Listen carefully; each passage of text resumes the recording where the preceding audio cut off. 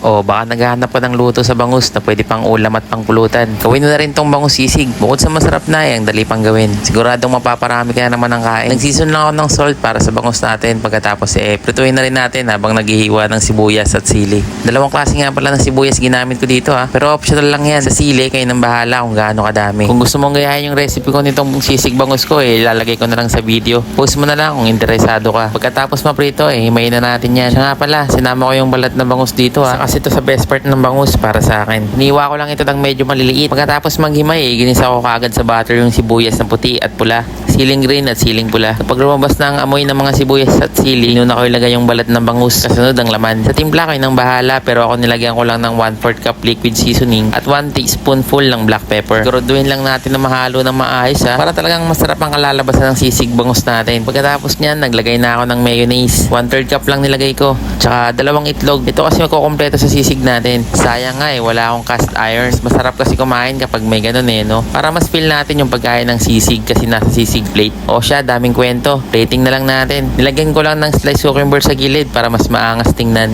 Sabay toppings ng mga sibuyas at sili sa ibabaw para mas pagmukhang sisig. O di ba? Itsura pa lang masarap na pangulam. Sabayan mo na rin ng beer para ito na rin yung pulutan. O siya, kung gusto mo ng mga gantong video, i-follow mo na ako.